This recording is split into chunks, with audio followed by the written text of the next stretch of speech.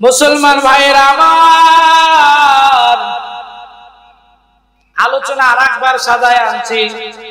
আমি আপনাদের সম্মুখে আলোচনা করেছি কোরআনুল কারীমের 21 নম্বর পারার 31 নম্বর সূরা 34 নম্বর আয়াতের মধ্যে আল্লাহ রাব্বুল আলামিন একটি মেসেজ দিয়েছেন। সেটা হলো এই যে আল্লাহ পাক রাব্বুল আলামিন বলেছেন, আমি আল্লাহ মানুষদেরকে ইলম দান করেছি, তবে এমন 5টি জিনিসের ইলম আছে, জ্ঞান আছে, যেই 5টি জিনিসের ইলম বা জ্ঞান আমি আল্লাহ কাউকেই দেই নাই, যেটাকে গায়েবের খাজানা বলা হয়।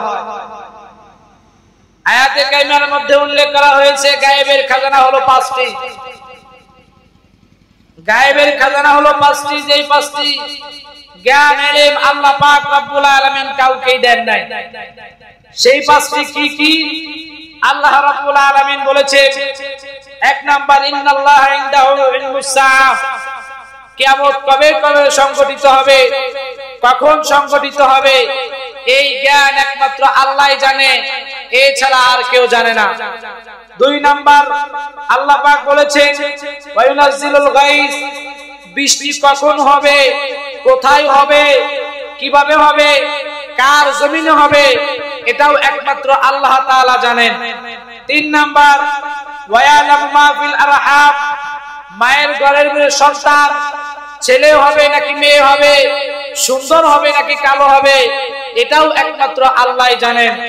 4 নাম্বার ওমা তাদরি নাফসুম মাযা তাকসিবু গাদা, মানুষ কি উপার্জন করবে, কিভাবে উপার্জন করবে, কি খাবে, এটাও একমাত্র আল্লাহই জানেন।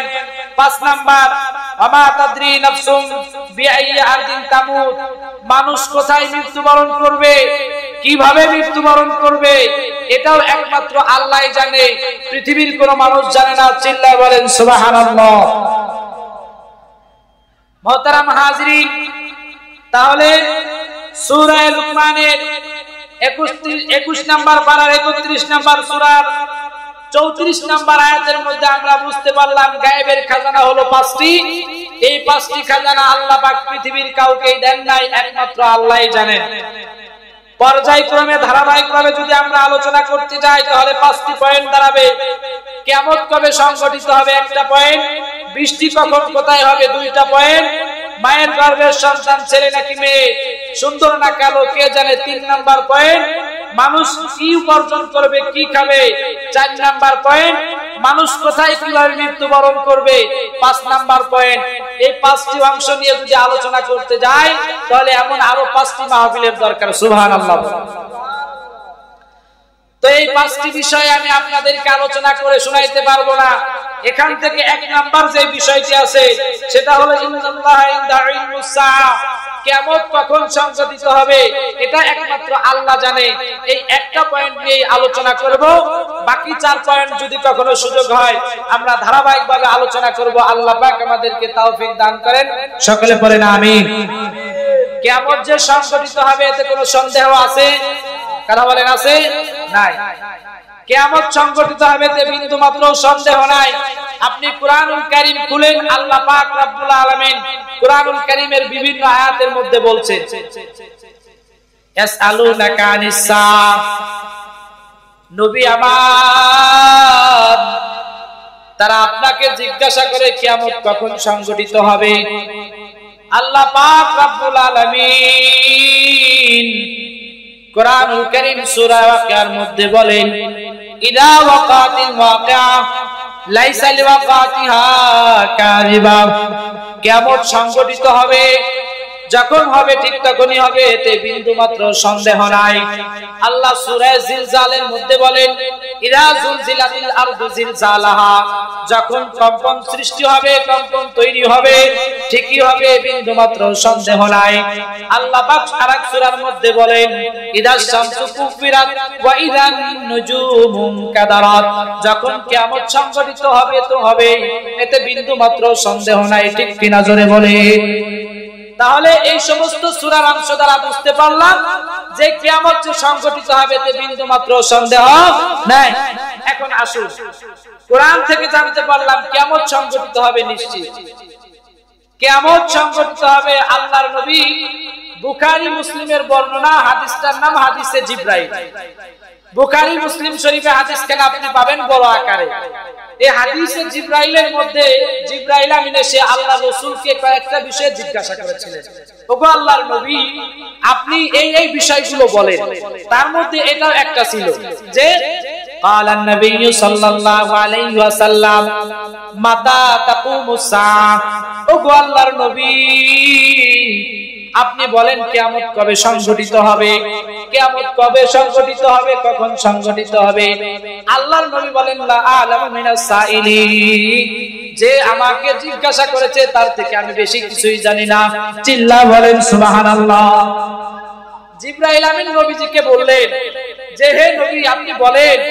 জিবরাইল আমিন নবীজিকে বললেন হে নবী আপনি বলেন মাতা তাকুমুস সাআ, কিয়ামত কবে সংঘটিত হবে?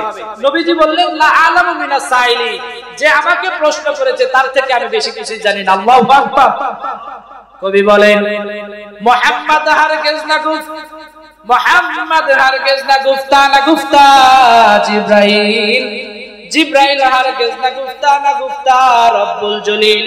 জিবরাইল আমিন বলেন, কবি বলেন জিবরাইল আমিন ততক্ষণ পর্যন্ত কথা বলেন না যতক্ষণ আল্লাহ পাক জিবরাইল আমিনকে জানায় না দেন। জিবরাইল আমিন ততক্ষণ পর্যন্ত কথা বলেন না যতক্ষণ আল্লাহ না জানায় দেন। মুহাম্মাদুর রাসূলুল্লাহ ততক্ষণ কথা বলেন না যতক্ষণ জিবরাইল আমিন রাসূলকে জানায় না দেন। সুবহানাল্লাহ পড়েন। তার মানে হলো আল্লাহ জিবরাইল আমিনকে বলে নাই কিয়ামত কবে সংঘটিত হবে, তাই জিবরাইল আমিন জানে না। জিবরাইল আমিন রাসূলকে বলে নাই কিয়ামত কবে সংঘটিত হবে, তাই নবী বলেন লা আলামু মিনাস সাইলি, যে আমার কাছে প্রশ্ন করছে তার থেকে আমি বেশি কিছুই জানি না। নবীজি এই কথা বলছেন।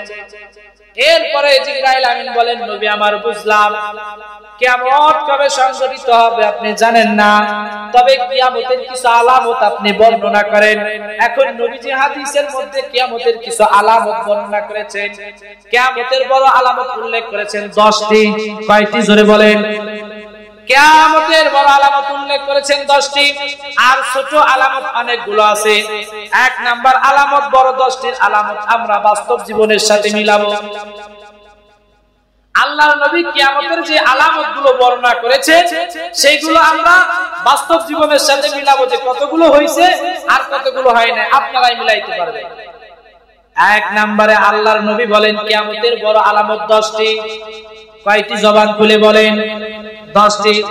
এক নাম্বার আলামত হলো আল্লাহর নবী বলেন কিয়ামতের আগ মুহূর্তে ইমাম মাহদী একজন পয়গম্বর তিনি আসবেন। সুবহানাল্লাহ বলেন। ইমাম মাহদী তিনি নেতা হয়ে আসবেন, ইমাম হয়ে আসবেন। 2 নাম্বার আল্লাহর নবী বলেন আল্লাহ পাক এক পয়গম্বর ঈসা তাকে আসমানে উঠায় নিছেন, কিয়ামতের আগে তিনিও আগমন করবেন। সুবহানাল্লাহ পড়েন। 1 নম্বরে ইমাম মাহদী আগমন করবেন, 2 নম্বরে হযরত ঈসা আকাশ থেকে অবতরণ করবেন, 3 নম্বরে দাজ্জালের আবির্ভাব হবে। দাজ্জাল এক ধরনের মাখলুক। 4 নম্বরে আল্লাহর নবী বলেন ইয়াজুজ মাজুজ এক ধরনের মাখলুক, তারা আগমন করবে। 5 নম্বরে আল্লাহর নবী বলেন 3টি ভূমিকম্প হবে। কয়টি? জোরে বলেন। সূরা জিলজাল তেলাওয়াত করলে আপনি পাবেন 3টি ভূমিকম্প হবে।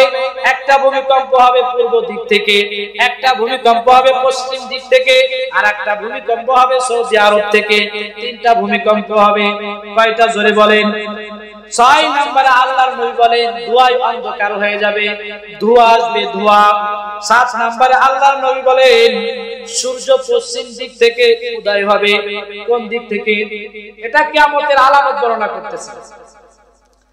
7 নম্বরে আল্লাহর নবী বলেন সূর্য পশ্চিম দিক থেকে উদিত হবে। 8 নম্বরে দাব্বাতুল আরদ, জমিন থেকে একটা মাখলুক সৃষ্টি হবে, দাব্বাতুল আরদ। 9 নম্বরে আল্লাহর নবী বলেন আগুনের কুণ্ডলী আসবে, আগুন, আগুনের দলা যেটাকে বলা হয়। 10 নম্বরে আল্লাহর নবী বলেন এখন তো আকাশ থেকে বৃষ্টি বর্ষিত হয়, তখন আকাশ থেকে আর বৃষ্টি বর্ষিত হবে না, আগুন বর্ষিত হবে, পাথরের বৃষ্টি বর্ষিত হবে। নাউজুবিল্লাহ পড়েন। এই হলো কিয়ামতের বড় আলামত 10টি। কয়টি? জোরে বলেন কয়টি? এখন আসুন প্রথমে সূরা লুকমানের 34 নম্বর আয়াতে বললাম যে এখানে পয়েন্ট হলো 5টি। পাঁচটি আলোচনা করতে পাঁচটা মাহফিলের দরকার। এখান থেকে আমরা বেছে নিয়েছি একটি, সেটা হলো কিয়ামতের আলোচনা। বাকি চারটা আর করব না। এই কিয়ামতের আলোচনা থেকে বের হয়ে আমরা বলছি কিয়ামতের কিছু আলামত আছে। এই আলামত আবার দুই ভাগে বিভক্ত, বড় আলামত, ছোট আলামত। এই বড় আলামত আছে আবার 10টি। কয়টি? আপনারা দিলে রেকর্ড করে নিতে পারেন। আমি ছোট মানুষ হতে পারি, কিন্তু যে আলোচনা আমি সদায় করছি, আপনার আগামী শেষ বক্তা পর্যন্ত যদি এইভাবে পয়েন্ট টু পয়েন্ট আলোচনা করে যেতে পারে তো আলহামদুলিল্লাহ। বলেন আলহামদুলিল্লাহ। মোহতারাম হাজিরিন, এই বড় যে 10টি আলামত বললাম, এর প্রত্যেকটা নিয়ে যদি আমরা আলোচনা করি তাহলে মাহফিল লাগবে আরো 10টি। কয়টি? কারণ এখন যদি ইমাম মাহদী চলে আসে, আপনারা কেউ চিনবেন? কথা কন না কেন? চিনবেন? কেন চিনবেন না? কারণ ইমাম মাহদী এটা খায় নাকি মাথায় দেয় এটা তার আমরা জানি না। তাহলে ইমাম মাহদীকে চিনতে হলে তার জীবনী সম্পর্কে আলোচনা করতে হবে। সে কি, কোথা থেকে আসবে, কিভাবে আসবে, ঠিক কিনা জোরে বলেন। 2 নাম্বার, ঈসা আলাইহিস সালাতু ওয়াস সালাম আগমন করবেন, তিনি কোথা থেকে আসবেন, কিভাবে আসবেন, এই সম্পর্কে যদি আলোচনা করতে চাই তাহলে আরেকটা লাগবে। 3 নাম্বার, দাজ্জালের আগমন হবে। হুজুর দাজ্জাল কি খায় নাকি মাথায় দেয় বলেন? এটার পরিচয় না তুলে ধরলে তো আপনি বুঝবেন না। এরপরে 4 নাম্বার, ইয়াজুজ মাজুজ আসবে। এখনই যদি সোশ্যাল বাজারে ইয়াজুজ মাজুজ চলে আসে আর আপনারা যদি না জানেন যে ইয়াজুজ মাজুজ কি, চিনবেন? কথা কন না, চিনবেন নাকি? এইভাবে করে যদি 10টা আলামত, এই যে যেটা বললাম, এটাকে যদি আপনাকে আবার চিনাইতে হয় এমন আরো 10টা মাহফিলের দরকার। সুবহানাল্লাহ পড়ে। তবে এইগুলো মাহফিলে আলোচনা হয় না, আলোচনা হয় কানে হাত দিয়ে 1 ঘন্টা হরিণীর ওয়াজ করে বক্তা চলে যাবে। আগামীকাল ফজরে এই 4 দোকানে হবে, সস্তায় 4 দোকানে হবে। ওয়াজ যা হচ্ছে কঠিন, কঠিন ওয়াজ হয়েছে। ও দুদু কি ওয়াজ হয়েছে তো জানি না কি ওয়াজ হয়েছে, কিন্তু ওয়াজ হয়েছে কঠিন। এই জায়গা সে ওয়াজ হয়েছে কঠিন, এতটুকু তার মনে আছে, কিন্তু কি হয়েছে তা জানা না। ঠিক কি না জোরে বলে? আমাদের মাহফিলগুলো এমন হয়ে গেছে, অথচ প্রত্যেকটা মাহফিল এক একটা ক্লাস। ঠিক কি না জোরে বলে? প্রত্যেকটা মাহফিল হওয়ার দরকার তাফসীর ক্লাস। তারা একটা ক্লাসে আসবে। আমরা যেমন স্কুল কলেজ ইউনিভার্সিটি থেকে একটা ক্লাসে বসে ইলম অর্জন করে আসি, উম্মাতগুলো মাদ্রাসায় যেতে পারে না, দাওয়াত তাবলীগে যেতে পারে না, বিভিন্ন জায়গায় যেতে পারে না। তারা কষ্ট করে ওয়াজ মাহফিল দেয়, এই ওয়াজ মাহফিলে এসে তারা ইলম অর্জন করে যাবে। ঠিক কি না জোরে বলে? মাহফিলগুলো এমন হওয়ার দরকার ছিল, কিন্তু এই কথা বলার মতো লোক নাই। কে বলবে? যে যার যার ব্যবসায় সেই আছে। ঠিক কি না বলেন? এমনই চলতেছে। মুহতারাম হাজিরিন, এই হলো বড় 10টি। কয়টি? 10টি। 10টির একটাও আবির্ভাব হয়েছে কিনা আরো গবেষণা দরকার আছে। তবে এই 10টির অনেকটাই আগমন হয় নাই, হবে, হইলে তো কিয়ামত হয়ে যাবে। এখন ছোট যে অনেকগুলো আছে, অনেকগুলোর মধ্য থেকে আছে 10টি। কয়টি? এই 10টি আমরা বাস্তব জীবনের সাথে মিলাবো, দেখবেন এই 10টি পাই আমাদের বাস্তব জীবনের সাথে মিলে যাচ্ছে। বাকি বড় 10টি থেকে যাবে। ওই 10টি যখন চলে আসবে তখন অলরেডি কিয়ামত চলে আসবে। আল্লাহু আকবার। নবী আমার বলেন, জিবরাইল আমিন যখন জিজ্ঞাসা করলেন, পয়গম্বর কিয়ামতের বড় 10টি আলামত আপনি বর্ণনা করলেন, এইবার ছোট কিছু আলামত আপনি বলেন যেইগুলো দেখলে শুনলে বুঝলে বুঝবো কিয়ামত আশা পড়ছে। আল্লাহর নবী 1 নাম্বার বলেন, আমানতের খেয়ানত করা হবে। 1 নম্বরে কি জোরে বলেন? আমানতের খেয়ানত করা হবে। আবার সেই আলোচনা, আমানতের খেয়ানত যদি কি আপনাকে বুঝাইতে চাই, লম্বা আলোচনার দরকার। ঠিক কিনা জোরে বলেন? 2 নম্বরে আল্লাহর নবী বলেন, এই ক্ষমতার চেয়ারে মূর্খরা বসবে। কারা বসবে? বাস্তব জীবনের সাথে আমরা মিলায়া দেখলাম, আজকে ক্ষমতার চেয়ারে মূর্খরাই বসেছে।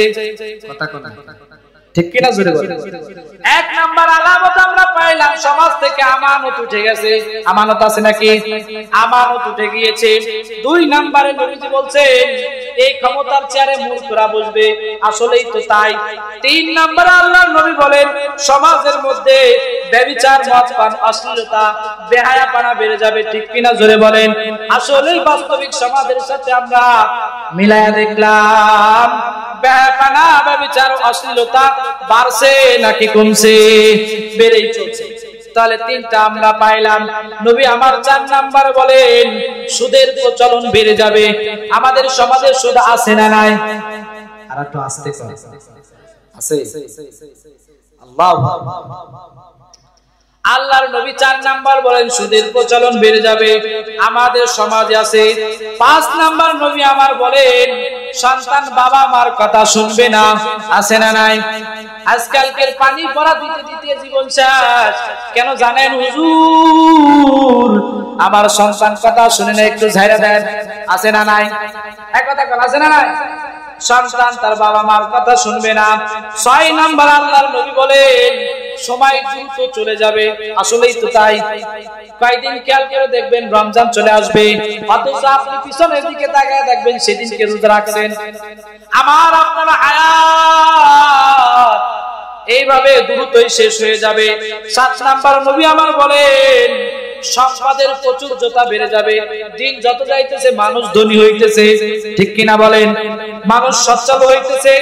8 নম্বরে নবী আমার বলেন হত্যা রাহাজানি বেড়ে যাবে, আছে না নাই? প্রতিনিয়তই চলছে হত্যা মারামারি রাহাজানি বেড়ে যাবে, প্রতিনিয়তই চলছে। 9 নাম্বার নবী আমার বলেন নারীর তুলনায় পুরুষ কমে যাবে। আসলেই তো তাই। বাংলাদেশে আদমশুমারি একটা সরকারি ব্যবস্থাপনা আছে, তারা গণনা করে বলছেন পুরুষের তুলনায় বর্তমান নারী বেশি। ঠিক কিনা জোরে বলেন? তাহলে 9 নাম্বারও পাওয়া গেল। 10 নাম্বার আল্লাহর নবী বলেন মানুষগুলো টাকা পয়সার অহমিকায় মানুষগুলো অট্টালিকা দালান কোঠা বাড়ি গাড়ি বানানোর প্রতিযোগিতা করবে, ঠিক কিনা বলেন? একজন অমুক সাহেব 2 তালা করেছে, ও করে 3 তালা, ঠিক কিনা বলেন? ও করেছে 3 তালা আর একজন করে 4 তালা, ওর থেকে আমি কোন জিনিসে কম আছি নাকি? ঠিক কিনা জোরে বলেন? মুহতারাম হাজির, আসুন কিয়ামতের বড় 10টা আলামত বললাম, এগুলোর আবির্ভাব কম হয়েছে। বাকি ছোট ছোট যে আলামত গুলো বললাম, এই আলামত 10টি যে বললাম, 10টি আমাদের সমাজে আছে না নাই? কথা কন না, জোরে বলে 10টি আছে না? তাহলে ছোট আলামত গুলো প্রকাশ পেয়ে গিয়েছে। ছোট আলামত গুলো কি প্রকাশ পেয়ে গিয়েছে, তার মানে কিয়ামত আর বেশি দূরে নয়, কিয়ামত অতি সন্নিকটে, ঠিক কিনা জোরে? মুসলমান ভাইয়েরা আমার, আলোচনা আরেকবার সাজায় আনছি। আমি আপনাদের সম্মুখে আলোচনা করেছি কুরআনুল কারীমের 21 নাম্বার পারা, 31 নাম্বার সূরা। সূরাটার নাম সূরাতুল লুকমান। সূরা লুকমানের 34 নাম্বার আয়াত। এই 34 নাম্বার আয়াতের মধ্যে আল্লাহ বলছেন গায়েবের খাজানা 5টি। কয়টি বলেন? গায়েবের খাজানা 5টি। 5টি আমি উল্লেখ করেছি, কিন্তু আলোচনা করব একটি, সেটা হলো কিয়ামত সম্পর্কে আলোচনা। এই আলোচনার মধ্য থেকে বের হয়ে কিয়ামত সম্পর্কে যে আলামত আছে, এই আলামতগুলোকে আবার 2 ভাগে বিভক্ত করেছি। বড় কিছু আলামত আর ছোট কিছু আলামত। বড় আলামত আলোচনা করেছি 10টি, আর ছোট আলোচনা করেছি 10টি। মোট হইছে কয়টি? 20টি। কয়টি? 20টি। এই 20টি আলোচনা যদি আবার করতে চাই, দরকার আরো 20টা মাহফিল, ঠিক কিনা জোরে বলেন? কারণ এগুলোর পরিচয় তো আপনাদের জানা নাই, আছে নাকি বলেন? পরিচয় জানা আছে, পরিচয় কিন্তু জানা নাই। আল্লাহ পাক রব্বুল আলামিন প্রত্যেকটা মাহফিলে গিয়ে আমাদেরকে এইভাবে ধারাবাহিক তাফসীরের ইলম অর্জন করার মতো তৌফিক দান করুন, পড়েন আমিন। মুসলমান ভাইরা আমার, এইবার মনোযোগ। অন্যদিকে আলোচনা আর নিব না। আমার আলোচনার মূল কথাটা হলো এই যে কিয়ামত সংঘটিত হয়ে যাবে, এতে কোনো বিন্দু মাত্র সন্দেহ নাই। কাল কিয়ামতের ময়দানে আমাকে আপনাকে হাসরের ময়দানে দাঁড়াইতে হবে, ঠিক কিনা জোরে বলেন? আল্লাহ পাক রব্বুল আলামিন বড় 4 জন ফেরেশতা সৃষ্টি করেছেন। 4 জনের কাজ আলাদা করে দিয়েছেন। হযরত জিবরাইল আমিনের কাজ হলো আল্লাহর পক্ষ থেকে ওহী নিয়ে আসা, নবীদের কাছে পৌঁছায় দেওয়া। হযরত মিকাইলের কাজ হলো বৃষ্টি বর্ষণ করা। হযরত আজরাইলের কাজ হলো মানুষের জান নেওয়া। হযরত ইসরাফিলের কাজ হলো সিংহায় ফুঁক দেওয়া। আল্লাহ পাক রব্বুল আলামিন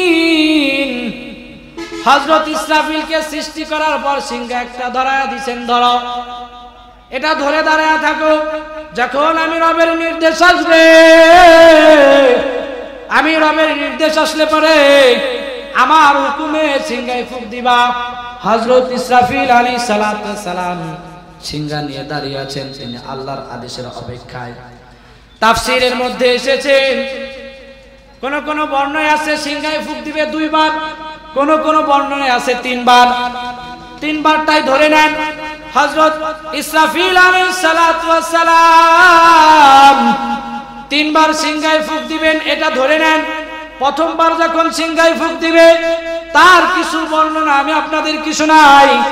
প্রথম যখন সে সিংহায় ফুঁক দিবে তার এই সিংহায় ফুৎকারের এত বিকট আওয়াজ হবে যে তার বিকট আওয়াজের কারণে মানুষগুলো সব ভীত সন্ত্রস্ত হয়ে যাবে, মানুষের অন্তরের মধ্যে একটা ভয় ঢুকে যাবে।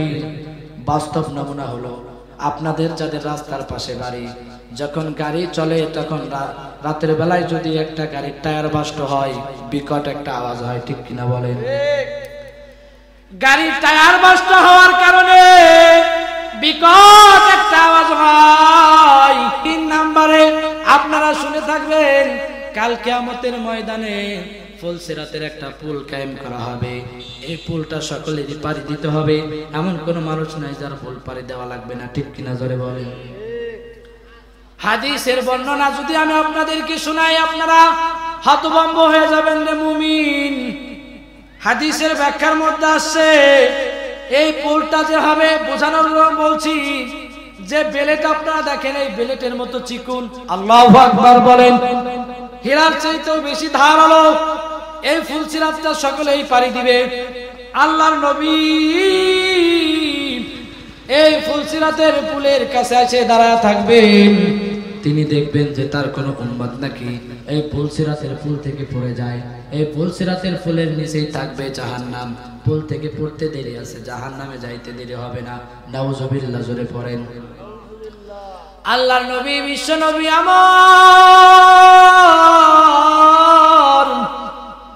এই ফুলসিরাতের পুলের এই জায়গায় দাঁড়িয়ে থাকবেন, তিনি দেখবেন আমার কোন উম্মত ফুলসিরাত পাড়ি দিতে গিয়ে না জানি এই জায়গা থেকে পড়ে যায় কিনা। আল্লাহর নবী এই জন্য দাঁড়িয়ে থাকবেন। এই ফুলসিরাতটা যখন পাড়ি দিবে কেউ 1 হাত যাবে পড়ে যাবে, কেউ 2 হাত যাবে পড়ে যাবে, কেউ 3 হাত যাবে পড়ে যাবে, কেউ 4 হাত যাবে পড়ে যাবে, কেউ শেষ পর্যন্ত চলে যাবে, আর কেউ যেতে পারবে না। এই কম বেশিটা কেমন হবে? যার যেই পরিমাণ আমল থাকবে রে মুমিন, এই ফুলসিরাতের পুলটা সেই পরিমাণ পাড়ি দিয়ে ওই জায়গায় পড়ে থাকবে, পড়ে যাবে জাহান্নামের মধ্যে। কিন্তু আমাকে আপনাকে আল্লাহ যেই মূল্যবান সম্পদ ঈমান দান করেছেন, এই ঈমান নিয়ে যদি যেতে পারি তাহলে অবস্থাটা কেমন হবে? সুবহানাল্লাহ জোরে পড়ে। আল্লাহর নবী বলছেন, এটাও হাদিসের বর্ণনা, একজন পাক্কা ঈমানদার, একজন পরিপূর্ণ মুমিন, সে যখন এই ফুলসিরাতটা পাড়ি দিবে হাদিসের মধ্যে আসছে নিচ থেকে জাহান্নাম বলবে, এ মুমিন অতি দ্রুত তুমি এই ফুলসিরাতটা পাড়ি দিয়ে চলে যাও। সুবহানাল্লাহ জোরে পড়েন। এই কথা কে বলবে? কে? জাহান্নামে ডেকে বলবে, হে মুমিন, হে ঈমানদার মুসলমান, তুমি অতি দ্রুত এই ফুলসিরাতটা পাড়ি দিয়ে চলে যাও। কেন? তাই তোমার ঈমানের যেই পাওয়ার, এই পাওয়ারটা আমি নিভে যাব। আল্লাহু আকবার। জাহান্নাম ডেকে এই কথা বলবে, হে ঈমানদার, হে মুমিন, তুমি তাড়াতাড়ি এই ফুলসিরাতটা পাড়ি দিয়ে চলে যাও। তুমি যদি না যাও তো তোমার ঈমানের যে পাওয়ার, এই পাওয়ারটা আমি নিভে যাব। আল্লাহ পাক রব্বুল আলামিন উম্মতে মুহাম্মাদীকে একদম বিজলির গতিতে, বিজলি মানে তো বিদ্যুৎ বলে দেন আপনারা, বিদ্যুৎ চোখের পলকে যায়, চোখের পলকে চলে আসে। আল্লাহর নবী বলেন উম্মতে মুহাম্মাদী খাঁটি পাক্কা ঈমানদার যারা হবে, এই বিদ্যুতের চমকের মতো বিজলির গতিতে জান্নাত পৌঁছে যাবে। সুবহানাল্লাহ। এই 3 জায়গায় নবীজিকে পাওয়া যাবে। কয় জায়গায় বললাম? জোরে বলা লাগবে। যদি কাল কিয়ামতের ময়দানে আমরা নবীজিকে খুঁজে এই 3 জায়গা খুঁজবো, কয় জায়গা? জোরে বলা লাগবে। 3 জায়গায় খুঁজবো। মুহতারাম হাজিরিন, সময় খুব স্বল্প, আলোচনার ইতি নিয়ে আসতেছি। যে আলোচনাটা আমি আপনাদের সামনে করলাম সেটার ইতি টেনছি।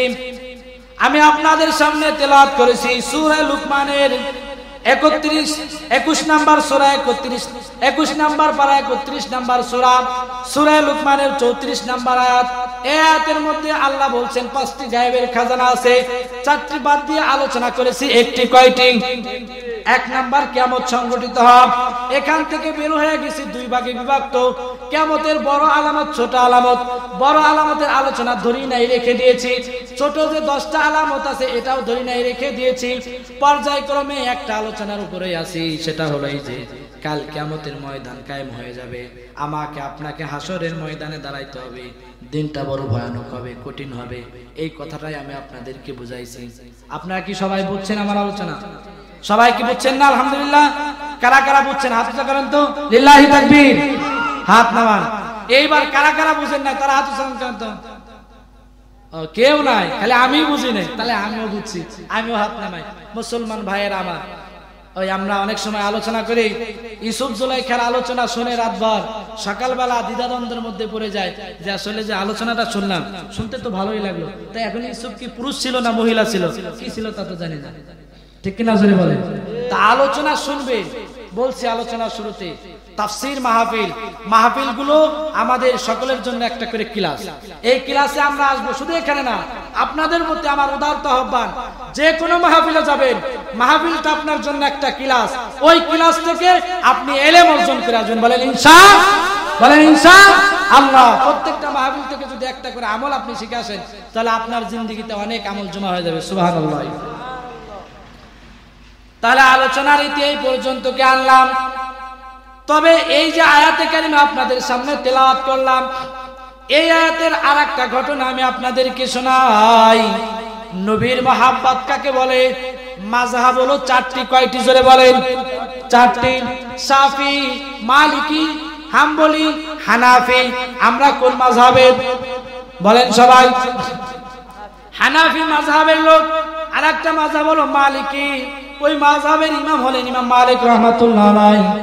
ইমাম মালিক রাহমাতুল্লাহ আলাইহি তিনার জীবনের শেষ বয়সে মদিনাতুল মুনাওয়ারায় অবস্থান করতেছেন। শুনতেছেন সবাই? আছেন তো সবাই ইনশাআল্লাহ? নাকি আবার কেউ ঘুমের দোয়া পড়ছেন? ঘুমের দোয়া পড়ছেন নাকি কেউ? আগেই পড়েন না, দেরি আছে কিন্তু। ঘুমের দোয়া আগেই পড়েন না, কি বলেন? ঘুমের দোয়া কিন্তু আগেই পড়েন না, দেরিতে পরে পড়েন। মুসলমান ভাইরা আমার, ইমাম মালিকের জীবনের শেষ দিকে মদিনাতুল মুনাওয়ারায় অবস্থান করতেছেন। আল্লাহর কাছে মনের আবাসনা হলো এই যে আমার জীবনের শেষ দিকে কখন কার মৃত্যু হয়ে যায় কেউ জানে? জোরে বলেন, জানে নাকি? মৃত্যু কখন হয়ে যায় আমার জানা নাই। আমি এই মদিনায় থাকবো, যদি মৃত্যু হয়ে যায় মদিনার লোক আমাকে এখানে দাফন দিয়ে দিবে, আমি এখানেই দাফন হয়ে যাব। কাল কিয়ামতের ময়দানে আল্লাহর নবীর সাথে হাসরের ময়দানে উঠবে। সুবহানাল্লাহ, জোরে পড়েন। ইমাম মালিক রাহমাতুল্লাহ আলাইহি এই জন্য মদিনায় অবস্থান করতেছে। দিন পেরিয়ে যখন মানুষগুলো হজের মৌসুমে চলে আসলো, মানুষ বাইতুল্লাহর জিয়ারতে হজ করতে যায়। এখন ইমাম মালিকের আবার লোভ লাগছে, মানুষগুলো বাইতুল্লাহর জিয়ারতে যায়, আমারও তো মন চাইতেছে বাইতুল্লাহর জিয়ারতে যাব, কিন্তু এখন মনের তামান্না হলো 2টা, আমি মদিনায় থাকবো, মৃত্যু হলে এখানেই দাফন হবে, কাল কিয়ামতের ময়দানে নবীজির সাথে হাসরের ময়দানে দাঁড়াবো। আমার দ্বিতীয় তামান্না হলো সবাই বাইতুল্লাহর জিয়ারতে যায়, আমারও তো মন চাইতেছে বাইতুল্লাহর জিয়ারতে যায়, কিন্তু ওই জায়গায় যায় যদি মৃত্যুবরণ হয়ে যায়, মানুষেরা তো আমাকে মক্কায় দাফন দিয়ে দিবে, তাহলে তো আমি আর নবীজির সাথে হাসরের ময়দানে উঠতে পারবো না। এখন কি করা যায়? তিনি তাহারাতের কার্য সম্পন্ন করে 2 রাকাত নামাজ আদায় করলেন, মুরাকাবার মধ্যে বসে গেলেন। একটু ঝিমানি ঝিমানি ভাব আসলো, ঝিমটি ভাব আসলো। আল্লাহর নবী স্বপ্ন যুগে জিনের মধ্যে এসে বলে, ও ইমাম মালিক, তুমি ওযু করে নামাজ পড়ে মুরাকাবার মধ্যে যেটা চিন্তা ভাবনা করতেছো, এই সূরা লুকমানের এই 34 নম্বর আয়াতে 5টা গায়েবের খাজানা আল্লাহ কাউকে দেয় নাই। আল্লাহর নবী স্বপ্ন যুগে ইমাম মালিককে এসে একটা হাত 5টা আঙ্গুল দেখায়া আল্লাহর নবী চলে গেছেন। বলেন আল্লাহু আকবার। এইবার ইমাম মালিকের ঘুমের ঝিমটি ভেঙে গেছে। কি দেখলাম? আল্লাহর নবী আসলেন, কিছুই বললেন না, এক হাতের 5টা আঙ্গুল দেখায় চলে গেলেন। ব্যাখ্যা কি হবে? তৎকালীন জামানার স্বপ্নের ব্যাখ্যা যিনি করেন তিনার নাম মুহাম্মদ ইবনে সিরিন। ইমাম মালিক তার খাদেমকে ডেকে বললেন, খাদেম রে, আমি এই স্বপ্নটা দেখছি, আমার নাম বলবা না, মুহাম্মদ ইবনে সিরিন, তার কাছে গিয়ে বলবা একজন মানুষ এমনটা স্বপ্ন দেখেছে, ব্যাখ্যা কি হবে তাড়াতাড়ি বলেন। সময় সংক্ষিপ্ত, এই জন্য সংক্ষিপ্ত করে বলতেছি। ইমাম মালিক খাদেমকে পাঠিয়ে দিয়েছে। খাদেম চলে গেছে মুহাম্মদ ইবনে সিরিনের কাছে। ও তাবির রুইয়া মুহাম্মদ ইবনে সিরিন, আপনি তো স্বপ্নের ব্যাখ্যা করেন। একজন মানুষ স্বপ্ন দেখেছে, আল্লাহর নবী তাকে এসে ঘুমের ঘরে 5টা আঙ্গুল দেখা দিয়ে গেছে, ব্যাখ্যা কি হবে তাড়াতাড়ি বলেন। মুহাম্মদ ইবনে সিরিন বলেন, স্বপ্নটা কে দেখছে তার নাম বলা লাগবে, তার নাম না বললে স্বপ্নের ব্যাখ্যা বলবো না। আল্লাহু আকবার।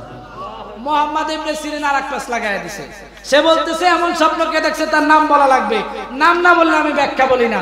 তবে মুহাম্মদ ইবনে সিরিন বলে দিয়েছে যে এমন স্বপ্ন তো বর্তমান জামানার ইমাম মালিক ছাড়া তার কেউ দেখতে পারে না। সুবহানাল্লাহ। এটাই ইমাম মুহাম্মদ ইবনে সিরিন বলেই দিয়েছেন খাদেম। খাদেম রিটার্ন করছে ইমাম মালিকের কাছে। ও জামানার ইমাম মালিক, স্বপ্নের ব্যাখ্যা আনতে গেলাম, নাম বলি নাই, ব্যাখ্যা দেয় নাই। তবে সে বলছে যে এমন স্বপ্ন বর্তমান জামানার ইমাম মালিক ছাড়া আর কেউ দেখতে পারে না। সুবহানাল্লাহ জোরে কোন। ইমাম মালিক দেখছেন নাম যেহেতু জেনেই ফেলছে, তোকে বিয়ে বলো যে হ্যাঁ ইমাম মালিকই দেখছেন। এবার খাদেম আবার গেছেন মুহাম্মদ ইবনে সিরিনের কাছে। মুহাম্মদ ইবনে সিরিন বলছে ইমাম মালিককে গিয়ে বলবা সূরা লুকমানের 34 নম্বর আয়াতটা যেন সে তেলাওয়াত করে। সূরা লুকমানের 34 নম্বর আয়াতে আল্লাহ বলছেন যে আল্লাহ পাক গায়েবের খাজানা রেখে দিয়েছেন 5টি, তার মধ্যে এটা একটা যে মানুষ কখন কোথায় কিভাবে মৃত্যুবরণ করবে কে জানে। আরো জোরে বলা লাগবে, কে জানে? আল্লাহ জানে। ওই ইমাম মালিক, আপনি যে চিন্তা ভাবনা করতেছেন যে মক্কায় থাকবেন নাকি মদিনায় যাবেন, মদিনায় থাকবেন নাকি মক্কায় যাবেন, যদি মক্কায় মরণ হয় তো এখানে থাকবেন, যদি মদিনায় মরণ হয় তাহলে ওখানে থাকবেন।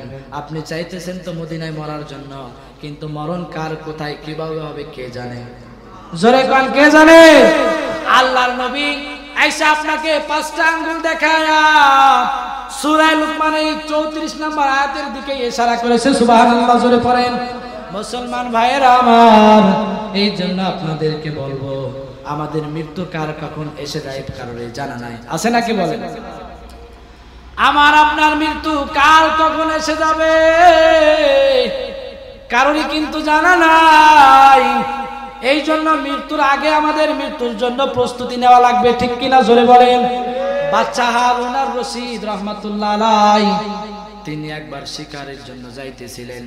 শিকারের জন্য জঙ্গলে যায় বাচ্চা হারুন আর রশিদ বা একজন নামদার বাচ্চা শিকারের জন্য যাইতেছিল। তার বাড়িতে আবার একটা টিয়া পাখি লালন পালন করত। তো টিয়া পাখি বাচ্চাকে বলে, বাচ্চা কই যান? বাচ্চা কয় শিকারি আনতে যাই। শিকারি টিয়া পাখি বলে, বন জঙ্গলে যখন যাবেন আমার জাতি ভাইদের সাথে দেখা হবে, আমার সালামটা তাদের কাছে পৌঁছায়া দিবেন। শুনতেছে? শেষ। বাচ্চাকে ডেকে বলে, বাচ্চা শেষ। বাচ্চাকে ডেকে বলে, বাচ্চা জঙ্গলে যাইতেছেন, আমার জাতি ভাইদের সাথে দেখা হবে, সাক্ষাৎ হবে, আমার সালামটা তাদের কাছে পৌঁছায় দিবেন। বাচ্চা যখন শিকারি করার জন্য জঙ্গলে গিয়েছেন, জঙ্গলে যাওয়ার পর দেখে গাছের ডালায় টিয়া পাখিগুলো বসে আছে। টিয়া পাখিগুলোকে লক্ষ্য করে বলো, পাখির দল, তোদের মতো একটা পাখি আমার বাড়িতে লালন পালন করি, তারা তোমাদেরকে সালাম জানাইছে। এই কথা বাচ্চা যখনই পাখিদেরকে বলছে, বলতে দেরি আছে, পাখিগুলো গাছের ডালা থেকে মরে পড়তে দেরি হয় নাই। আল্লাহু আকবার বলেন। বাচ্চা যখনই পাখিদেরকে বলছে যে তোমার মতো আমাদের মতো পাখি আমার বাসায়ও লালন পালন করি, সে তোমাদেরকে সালাম জানাইছে, এই কথা বাচ্চার বলতে দেরি আছে, পাখিগুলো গাছের ডালা থেকে মরে পড়তে দেরি হয় নাই। আল্লাহু আকবার। বাচ্চার ওই দিন শিকার করে নাই, রিটার্ন বাড়িতে এসে বলে, এ টিয়া পাখি, তোর সালামের মধ্যে এমন কি বিষ ছিল রে? তোর সালামের কথা তাদেরকে জানানোর সাথে সাথেই তারা গাছের ডালা থেকে পড়ে মরে গেল, এমন কি বিষ ছিল? এই কথা যখনই টিয়া পাখিকে বলছে, এই পাখিটা খাঁচার মধ্যেই মরে পড়ে আছে। আল্লাহু আকবার। এই পাখিটাও খাঁচার মধ্যে মৃত্যুর বান ধরে পড়ে আছে। বাচ্চার মনটা বড় বেজার। আরে টিয়া পাখি সালাম দিল, উত্তর জানাইলাম, তারাও মারা গেল, তাদের উত্তর বাড়িতে জানাইলাম, সেও মারা গেল। মনটা বড় খারাপ। খাঁচাটা খুলছে, খুলে দেখে মরার মতো পড়ে আছে। বাচ্চা মনে করছে পাখি মনে হয় মারা গেছে। গেছে, এইবার ওখান থেকে খাঁচার থেকে বের করে একটু দূরে সরায় রাখছে। সরাইতে দেরি আছে, পাখিটা উড়ে যাইতে দেরি করে নাই। আল্লাহু আকবার বলে। পাখিটা সরাইছে, গাছের ডালায় গিয়ে বসছে। বাচ্চাটাকে বলে, কিরে আমার সাথে বেঈমানি? বলে বাচ্চা, না, সালাম যে পাঠাইছিলাম তাদেরকে সালাম জানাইছেন, তারা গাছের ডালা থেকে মৃত্যুর ভান করে আমাকে বুঝায় দিছে, আমাদের মতো যদি জঙ্গলে উঠতে চাও, থাকতে চাও, বাঁচতে চাও, মৃত্যুর আগে আমাদের একটু ময়রা দেখো। আল্লাহু আকবার। পাখিগুলো আমাকে এটাই বুঝাইছে, তারা আসলে কেউ মরে নাই, মৃত্যুর আগে মৃত্যুর ভান ধরছে, তাই দেখাইছে। আমিও মৃত্যুর ভান ধরে আজকে বেঁচে গেলাম। এই জন্য আপনাদেরকে বলবো, মৃত্যুর আগে প্রস্তুতি নেওয়ার দরকার আছে না নাই? আরো জোরে বলেন। আল্লাহ পাক রব্বুল আলামিন আমাদের সকলকে মৃত্যুর প্রস্তুতি নিয়ে দুনিয়া থেকে আখিরাতের সামানা গুছায়া যাওয়ার মতো তৌফিক দান করেন। সকলে বলেন আমিন। ওয়া আখিরি দাওয়ানা আনিল হামদুলিল্লাহি রাব্বিল আলামিন।